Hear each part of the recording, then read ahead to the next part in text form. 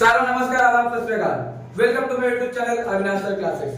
आज की वीडियो में हम लोग बात करने वाले हैं मार्जिनल कॉस्टिंग का क्वेश्चन नंबर 8 के बारे में। ये हम लोग का थर्ड टाइप क्वेश्चन होगा जो हम लोग कर रहे हैं। इससे पहले पार्ट 1 और पार्ट 2 का मार्जिनल कॉस्टिंग का वीडियो है। आप लोगों में से जिन्होंने भी वो वीडियो नहीं देखा है, डिस्क्रिप्शन पे लिंक दिया हुआ है, आप लोग उससे जाकर के देख सकते हैं। तो आज हम लोग करने वाले हैं तीसरा टाइप का क्वेश्चन मार्जिनल कॉस्टिंग का। तो क्वेश्चन आपको स्क्रीन पे शो रहा होगा। क्वेश्चन है the following information is given. Sales दिया हुआ है 2 लाख, वेरिएबल कॉस्ट है 1,20,000 और फिक्स्ड कॉस्ट है 30,000 रुपया। Calculate break even point. हम लोग को बीपी निकालने बोला है केस ए में। केस बी में भी बोल रहा है कि new break even point if selling price is reduce by 10%। अगर सेलिंग प्राइस 10% घट जाता है तो बीपी कितना होगा। फिर केस सी बोल रहा है new break even point if variable cost increase by 10%। अगर वेरिएबल कॉस्ट 10% इंक्रीज हो जाएगा तो फिर हम लोगों का क्या होगा, बीपी कितना होगा।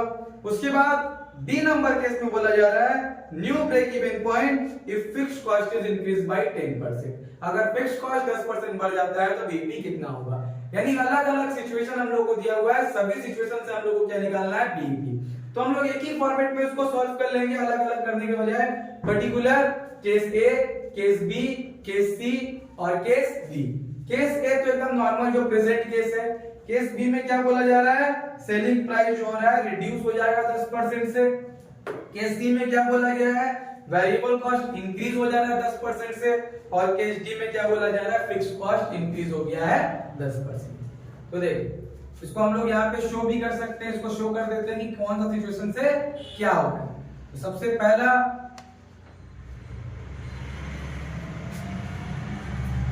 केस ए तो नॉर्मल है। केस बी में क्या हो रहा है, वेरिएबल कॉस्ट इंक्रीज बाय 10%। उसके बाद है केस बी में है सेलिंग प्राइस रिड्यूस बाय 10%। उसके बाद केस सी में है वेरिएबल कॉस्ट इंक्रीज बाय 10%। और फोर्थ केस है फिक्स्ड कॉस्ट इंक्रीज बाय 10%। तो ये हम लोगों का 4 केस है। सबसे पहले हम लोग वैसे स्टेटमेंट का शुरुआत करते हैं किससे, सेल्स से। तो सेल्स केस ए में तो नॉर्मल है, तो सेल्स यहाँ पे 2 लाख था तो हम लोग 2 लाख लिख दिए। फिर केस बी में क्या बोला है, सेलिंग प्राइस रिड्यूस हो जा रहा है 10% से। तो परसेंटेज वाला हिसाब यानी टोटल मतलब कितना परसेंट हो गया, 100%। सेलिंग प्राइस 10% से रिड्यूस हो रहा है यानी 10 घटा दिए तो कितना हो गया, 90% के बराबर है। तो 2 लाख का 90% निकालेंगे तो कितना हो जाएगा, 1,80,000। केस सी में सेल का कोई भी इंफॉर्मेशन नहीं है चेंजेस का, और ना ही केस डी में। तो एज इट इज 2 लाख और 2 लाख हम लोग लिख देंगे। उसके बाद सेल से हम लोग को लेस करना पड़ता है वेरिएबल कॉस्ट। तो वेरिएबल कॉस्ट कितना सम्स में गिवन है, 1,20,000। तो केस ए में तो नॉर्मल 1,20,000 पूरा लिखा जाएगा। केस बी में भी वेरिएबल कॉस्ट में कोई चेंजेस नहीं है। केस सी में बोला गया है कि वेरिएबल कॉस्ट क्या हो जा रहा है, 10% से इंक्रीज हो जा रहा है। तो वही 100 मतलब टोटल है, इंक्रीज हो रहा है यानी प्लस, यानी कितना हो गया, 110% हो गया। तो 1,20,000 पहले था, उसका 110% निकालेंगे तो हो जाएगा 1,32,000। और फोर्थ केस में वेरिएबल कॉस्ट में कोई चेंजेस नहीं है। सेल्स से वेरिएबल कॉस्ट माइनस होकर हम लोगों का आता है कंट्रीब्यूशन। जो हम लोग सेल से वेरिएबल कॉस्ट माइनस करते हैं तो क्या आता है, कंट्रीब्यूशन। यहाँ पे हो जाएगा 80,000, यहाँ पे हो जाएगा 60,000, यहाँ पे हो जाएगा 2 लाख में से 1,32,000 गया तो 68,000 और यहाँ से 80,000। तो कंट्रीब्यूशन के बाद हम लोग को लेस करना पड़ता है फिक्स्ड कॉस्ट। कंट्रीब्यूशन के बाद क्या लेस होता है, फिक्स्ड कॉस्ट। और फिक्स्ड कॉस्ट हम लोग का इंफॉर्मेशन दिया हुआ है कितना, 30,000। केस ए में तो नॉर्मल है, केस बी में फिक्स्ड कॉस्ट में कोई चेंजेस नहीं आया है, केस सी में भी कोई चेंजेस नहीं आया है। केस डी में सेम, जिस तरह यहाँ पे वेरिएबल कॉस्ट 10% बढ़ा था तो यहाँ फिक्स कॉस्ट 10% चेंज हो रहा है, इंक्रीज हो रहा है, वही टोटल मतलब 100, 10% बढ़ गया मतलब कितना 110% हो गया।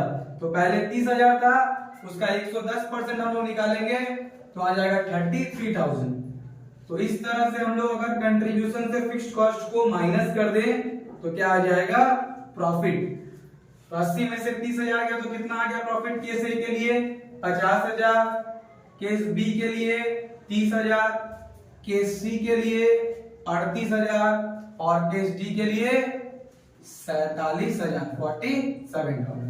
अब हम लोग को निकालने बोला बीईपी। तो बीईपी तब तक हम लोग नहीं निकाल सकते जब तक हम लोगों के पास पीवी रेशियो नहीं। तो फर्स्ट ऑफ ऑल हम लोग को क्या निकालना पड़ेगा पीवी रेशियो। तो पीवी रेशियो का फॉर्मूला होता है contribution divide by sales into 100। तो कंट्रीब्यूशन कितना है, तो कंट्रीब्यूशन यहाँ पे दिया हुआ है 80,000 और सेल है 2 लाख। तो 80,000 डिवाइड बाय 2 लाख इनटू 100। तो पहला केस में आ गया 40%, सेकंड यहाँ पे कंट्रीब्यूशन है 60,000 और सेल से 1,80,000 इनटू 100 तो हो गया 33.33%। थर्ड केस में कंट्रीब्यूशन है 68,000 और सेल्स है 2 लाख इनटू 100 तो हो गया 34%। केस डी में कंट्रीब्यूशन 80,000 है, सेल्स 2 लाख है, तो कितना हो जाएगा 40%।